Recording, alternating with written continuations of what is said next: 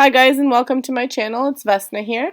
If you're brand new to the channel, thank you so much for stopping by. If you're coming back, welcome back. If you have not subscribed, please do consider subscribing. In my channel you can see trash to treasures, some cooking, DIYs, home decor, room decor, all sorts of things. I have like a mixture of styles, probably farmhouse, rustic, antique, old basically.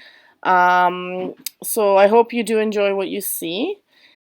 For today's video, I am participating in a challenge hosted by Jaime at Board or Bananas. Jaime is one creative lady. She does anything from home decor, thrifting, DIYs, crafting, flipping, thrift flips, and all sorts of things. So if you have not checked out her channel, make sure you check it out because she is pretty fantastic.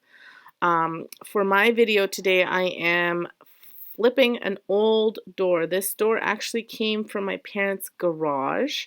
They have a very old house, so this was on the side of their garage, and they replaced that door, and I snatched it. So I was using it for something else originally, and you can see what I've created with it now. So I'm painting this old door. So I had actually originally made this door as a jewelry holder type of thing, so I had all my necklaces hung up there and all sorts of things. I found it took up a lot of space and I didn't actually need something that big, so I'm actually going to turn this old door into a bench for my front hallway and like a little coat storage, like a coat for coat hooks, and I have a little wooden chest that I'm going to put as the bench, and it opens so it'll be a storage chest as well. So that's what that looks like, and I'm painting using the Rust-Oleum chalked paint, and it's in the country gray, and I like it because it has a little bit of a green tint. The blue is my attempt at making chalk paint. I actually really don't like that color. It's just the way it turned out, and I just left it. When you paint with chalk paint, you want to make sure that the brush, like when you're doing the brush strokes, you're kind of doing it all in all sorts of directions. That way you won't see the brush strokes once it dries off. I made this mistake. I forgot somehow, even though I painted lots of furniture when I was doing my white vanity, and you can see the brush strokes because I kind of just went like this, you know, like that, instead of going like that. I taped off the glass, but as you can see, I'm not doing the best job of painting it because I do want a little bit of that blue coming through, so it makes that old antique rustic look. If you want to get rid of that, then I would suggest like, see how even like here, even the paint itself is kind of bubbly and whatever.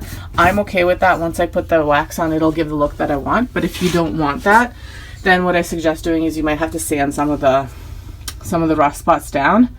But like I said, that's the look that I'm going for. So yeah. So this is the chest that I'm painting. It was painted a blue color before.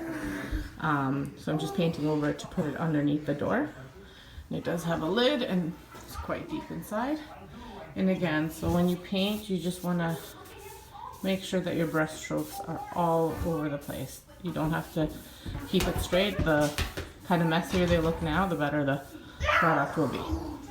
So as you can see, I was testing stuff out. So because the original color was a little bit too gray, I wanted that hint of olive in there. I'm not sure if the paint itself was defective or if that's the way the Rust-Oleum looks. I'm not sure, but to me, leaving next to the swatches, it looked more like the aged gray rather than the country gray, but it is what it is.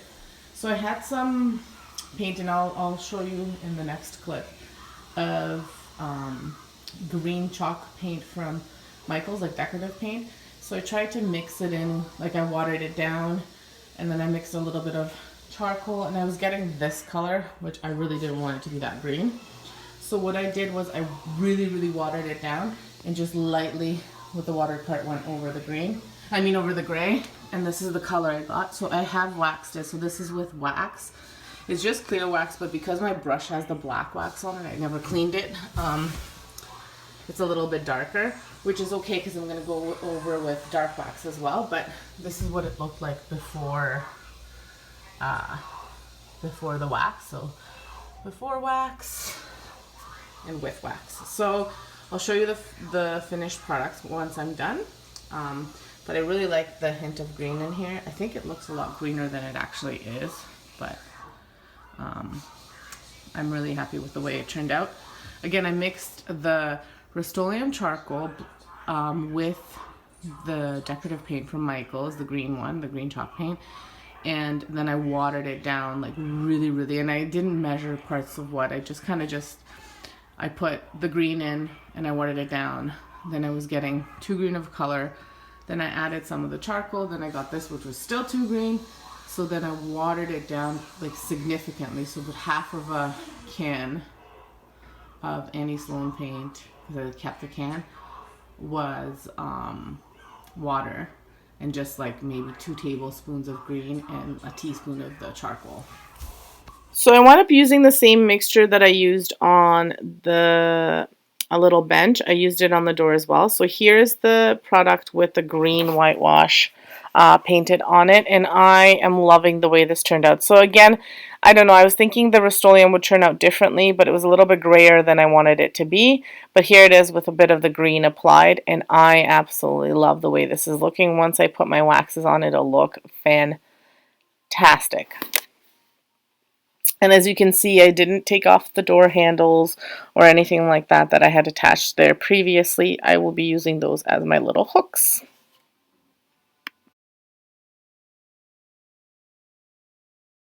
Anyway, here's the piece painted. I'm applying black Annie Sloan wax, and when you apply this wax, I'm applying clear wax first, and then I'll be applying the black wax. So when you apply the clear wax, you just want to go in all sorts of directions. Now, because I had black wax originally on this brush, it's coming up black a little bit, which is okay. It's just going to stain the piece a little bit more than needed. But if you really need the piece to be like a clear color, then use a different brush or wash this brush off. When you apply the clear wax, you want to make sure you're going in all sorts of directions because that'll reduce some of the brush strokes. Make sure that you apply that you rub off any excess wax with any cloth. You can buy cloths or like an old t-shirt or whatever, but just wipe off any of the excess wax right away so that it doesn't smudge or give you a weird look. So I'm going to make a seat now. I have an old gel pillow that I think I'm going to use, as well as the foam over here, just to make it the same. I'm putting it on this side. I was going to do one little bit on each side. I might still wind up doing that, but I thought I'd do it on this side because it'll be near the wall, so most likely you won't be sitting so much on there. I'm going to use a staple gun to staple the fabric underneath. I'll show you guys how I'm doing that.